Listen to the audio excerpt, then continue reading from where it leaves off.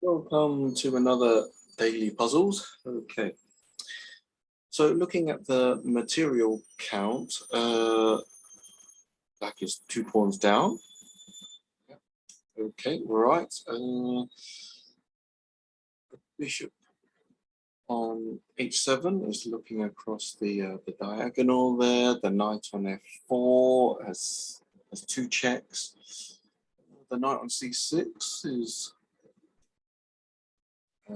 attacking the pawn there. Queen's attacking the pawn on g4. Okay, so what drew my eyes was the passive position of white's king.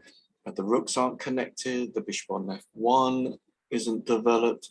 Something like queen takes g4 almost loses to bishop h3 because the knight on f4 would take it, and even if black decides to take the knight first, black doesn't take the bishop back with the bishop on d6 because bishop h3 will happen. Black would take the bishop on f4 with the queen instead. So queen takes g4, bishop takes, and then queen takes. Right. And then now I'm looking at the vulnerable queen. It doesn't have many squares to go to. The knight a5. Can't go back to c1, c2, a4. Okay, these dark squares. Can't take this pawn on d5, but it can go to b4. And after knight c6 or pawn to c6, white just takes the knight on a5. So now I'm thinking, how can we exploit that diagonal or the lack of squares? So I'm thinking knight takes d4, pawn takes, queen c6. If queen c3, queen takes queen, pawn takes queen, and then bishop a3 checkmate. Okay. But he doesn't have to go down that route. Okay, so is it worth following this path? So knight takes pawn takes, queen c6, knight c4, pawn takes, knight, bishop takes. And I thought I was winning a pawn, getting a pawn back. But after bishop takes, yeah, it takes the pawn back. So I'll be 2 pawns down anyway. And then queen c6, I can't take the rook on h1 because the bishop has taken the pawn on c4. Right. But let's go a little bit further then. That's where you just think you've got to try to make it work if possible. Look a few more moves ahead. So there I'm thinking,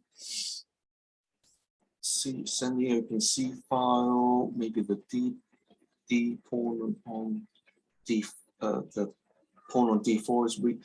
Okay, so knight takes, pawn takes, queen C6, not queen C3. So maybe knight C4, pawn takes, bishop takes. Now knight E2, check. King to D2, knight takes D4 is attacking the queen. Yes, the bishops can take each other. D4 first, and then let's see, queen C3. We'll just go to C3. Queen to C3.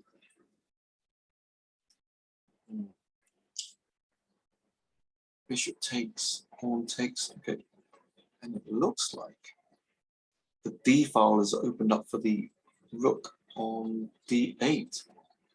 So we could exploit that somehow.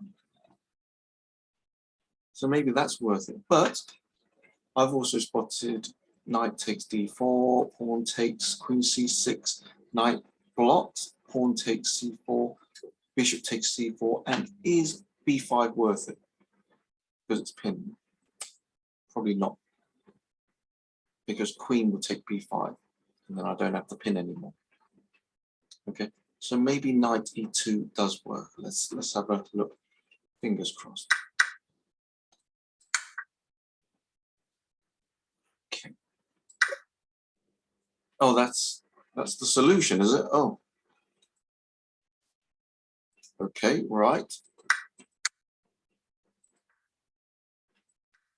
Okay, takes. What happens after bishop takes? Knight e2.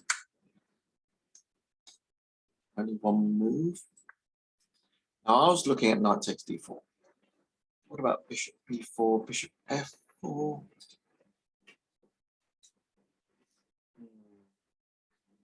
I'll play takes queen. Queen here. Bishop takes bishop, and then there's a pin, exploiting the pin anyhow. Okay. Queen has to move out of the way. How about here? This will work too. Yeah.